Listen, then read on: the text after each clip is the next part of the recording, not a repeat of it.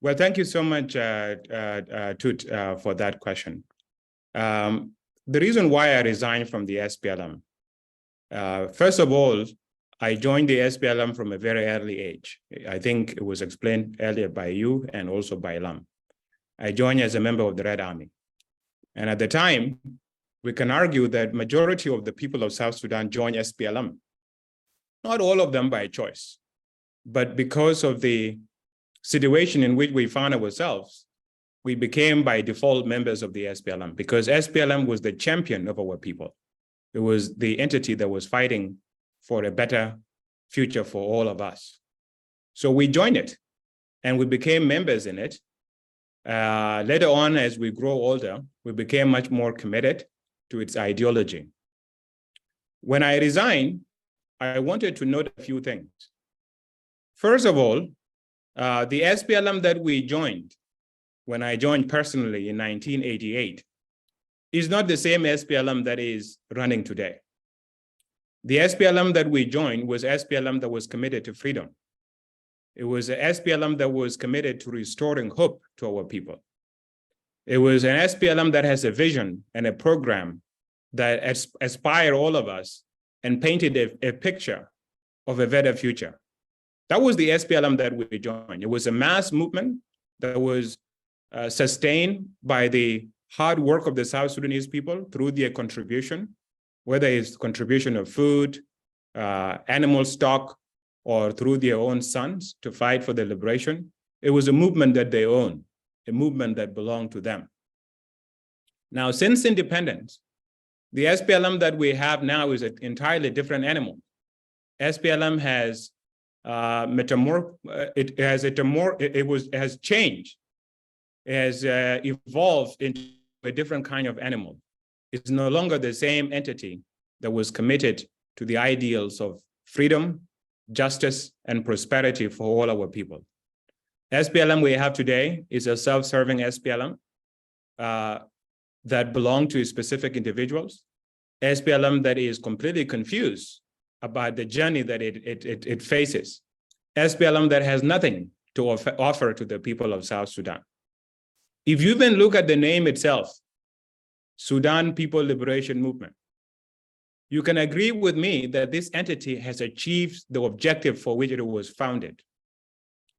The vision of the SPLM at the time, it was supposed to be two things. If you look at the convention of the 1994, was two primary objectives that were outlined as the program of the SPLM. One was the complete transformation of Sudan from a country that belonged to a very few in the north to a country in which every Sudanese can find themselves as citizen, a country that was supposed to be founded on equality.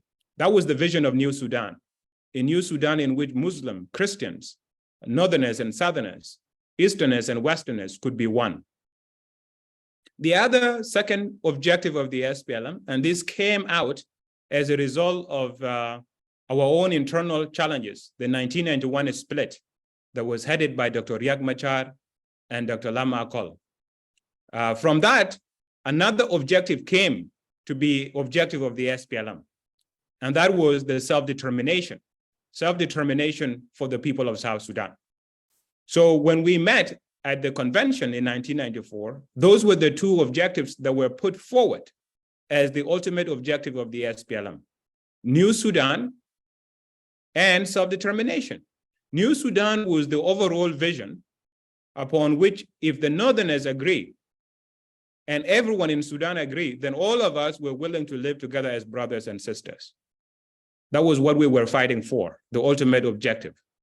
But in case that the Northerners did not want to treat us as equal citizens and offer us our right as equal citizens in this country called Sudan, then we as people of South Sudan reserve the right to secede and form our own country. In 2011, this point came into conclusion. Northerners did not make the unity attractive. It became very clear that the new Sudan was not going to be possible at all, because the Northerners wanted to continue to be the first-class citizen and us as second-class citizen. We rejected that. And we voted in the referendum. 99% of the population of South Sudan voted in the referendum to create a new country. So here, vision of New Sudan failed, was not achieved. And then what we achieved was self-determination. So if you go back to the two objectives from the 1994 convention, the vision of New Sudan failed because the SPLM did not pursue New Sudan. And they were unable to push the Northerners and the NCP to accept the vision of New Sudan. So what did the SPLM end up opting for? Self-determination, right? That is what we achieved. The minute that self-determination was achieved, what happened? Sudan was no longer one. Sudan now became two countries. Sudan in the north, Sudan in the south. We are now Republic of South Sudan. Liberation is finished because no one else is standing on our neck. On the day that the independence was declared, President Salva Kiir, our president, announced to the world that today, moving forward, we will no longer have any excuse for not delivering on the aspiration of the South Sudanese people. Because today, we have created our own country. We have our own government that is supposed to pursue the path of development for our own people. We have no one else to blame but ourselves.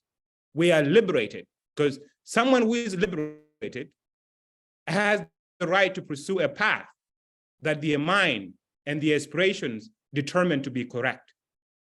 And that's who we became on January 9, 2011. So the notion of having a party in an independent South Sudan that is called Sudan People Liberation Movement, when we are no longer in one Sudan, we are South Sudan. When we as people of South Sudan are free, are citizens of the independent Republic of South Sudan, when we no longer need liberation, what we need today is a vision of progress, a vision of hope, a vision of prosperity. It's no longer about us being liberated because we as people of South Sudan have liberated ourselves. So since that day, there has been a complete problem within the SPLM in terms of searching out what is this SPLM for? What is it there to offer to the people of South Sudan now that the people of South Sudan are liberated? And since that day, there has been lack of vision, lack of consensus building, lack of peaceful discussion within the SPLM to determine what the next chapter for the people of South Sudan might become. From that day, the movement was hijacked because the leadership was not prepared to bring the cadres around so that they can discuss what the next mission might become. And this created a room for opportunists, for tribalists, for regionalists to take over the SPLM. And the SPLM, instead of a vehicle of hope and progress for the people of South Sudan, became a tool for a few to use to loot the country, to violate the rights of the people, turn people against themselves using tribalism, regionalism, and division, and basically run the country down. That is what has happened. We tried within the SPLM to say this is a wrong path, that we must change, but no one was listening. We became victims, sent to jails. Some of our colleagues were killed, murdered, simply because they dared to dream for a better future for South Sudanese people. So it is because of this, during all this time, consulting with like-minded people, young people, to determine what the next challenge might become for us. Because our childhood was taken by the liberation struggle. We are here today because we cannot accept the remaining years of our life to also be taken by violence, divisions, and hatred. We want to shape a future of hope and progress. We are not against anyone, but we are for a new chapter in the history of South Sudan.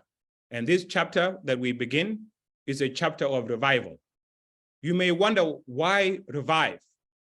We revive because we know what we had.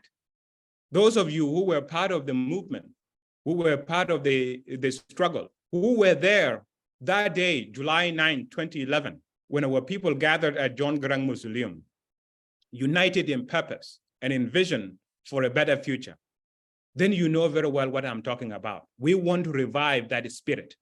We want to revive that sense of purpose. We want to revive that focus. When we had friends from all over the world, here in the United States, in the United Kingdom, in Norway, all over the world, who were standing with us in solidarity, who were convinced by the future we were trying to forge together. We want to revive those relationships. When we talk about values of our people, South Sudan is one of the most hospitable countries in the world. Anywhere you go in South Sudan, you will be welcomed by people of South Sudan. They will give you food, they will give you water, they will give you free lodging. In fact, we have one of our musicians, Panchol Dengajang, he talks about how in his area of Duk, you cannot buy milk, that if you're a guest and you arrive, you can have unlimited food and unlimited milk for however long you need until you leave. This is the spirit of South Sudan. We want to revive that. We want to revive our values. We want to revive our national unity. So this is the reason why you see me resigning. By resigning, I wanted to awaken the consciousness of our people, especially young people, to let them know that there is something wrong here.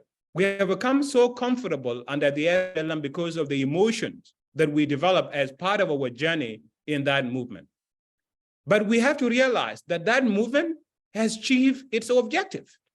Our leaders in that movement have achieved the reason why God brought them to the earth.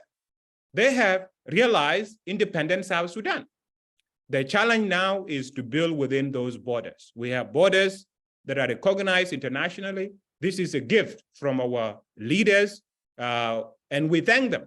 As I mentioned in my resignation letter, President Salva and I, we share history, being part of the SPLM and shepherding the people of South Sudan to an independent nation.